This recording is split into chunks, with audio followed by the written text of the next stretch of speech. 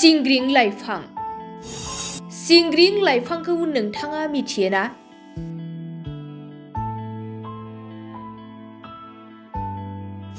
सिंग्रिं लाइफाङा देहानि थाखाय मा मुलाम्फा गोनां नोंथाङा मिथियो नामा?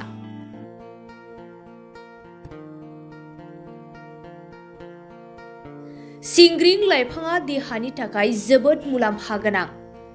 आजै आजौमोननि समनिफ्रायनो बिफां लाइफांनि बिलाइ, रोदा, बिगुर, फिथाइ बायदिफोरखौ मुलि महरै बाहायबोदों। गोदो गोदायनि समाव बेराम आजार जायोब्ला मिथिंगायाव मोननाय मुवा बेसादफोरखौ मुलि महरै बाहायबोदोंमोन। बेफोरनि गेजेराव मिथिंगायाव मोननाय सिंग्रिं लाइफाङाबो जाथोसे मुलि महरै बाहायजानाय मुवा। सिंग्रिं लाइफांनाव गोबां गुनफोर दं, जाय गुनफोरा सुबुंनि माखासे बेराम आजारफोरखौ सोगायो। सिंग्रिं लाइफाङा उदै सानाय आरो माखासे देहानि जेंनाफोरखौ फोजोबस्रांनायाव हेफाजाब खालामो।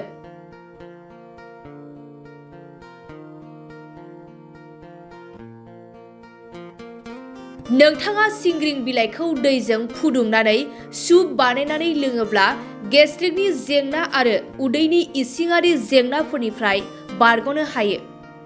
बे सिंग्रिं लाइफाङा बिगुरनि बेराम, पाइल्स, खर' सानाय, लोगोसे हाथाइ आरो आसुगुरनि बेरामफोरखौबो फोजोबस्रांनायाव मदद खालामो।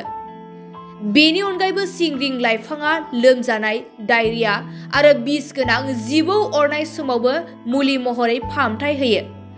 मख'नो गोनांदि सिंग्रिं लाइफांखौ ओंख्रिबो संनानै जायो।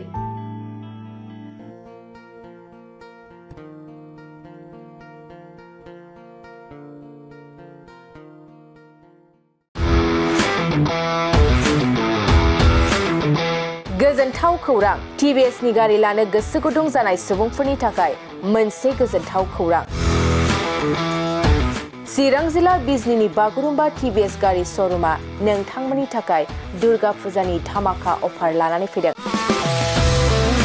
बाइक आरो स्कुटि गारि सालायनो मोजां मोनग्रा रायजो राजाफोरनि थाखाय बागुरुम्बा टिभिएस गारि श'रुमआ धामाका अफार होना नोंथांमोननि गेजेराव मोनसे मोजां खाबु होगासिनो दं।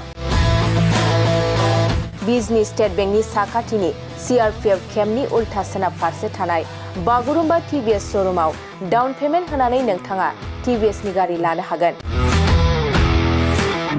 नोंथांमोना बागुरुम्बा टिभिएस श'रुमआव फैनानै नोंथांनि लुबैनाय बायदि टिभिएसनि गारिखौ लांफैनो हागोन। टिभिएसनि गारि सालायनो मोजां मोनग्रा रायजो राजाफोरनि थाखाय बागुरुम्बा टिभिएस श'रुमआ बेनि अनगायैबो गोबां मोजां अफार लाबोदों।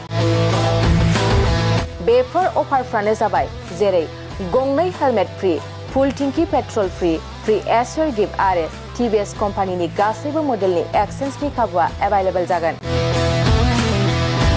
आरोबाव गुबुन मोनसे मोजां खाबुआ जादों फाइनान्स लागिरिफ्रा डाउन पेमेन्ट होनानै खम बेसेनाव टिभिएस कम्पानिनि गारिखौ लानो हागोन।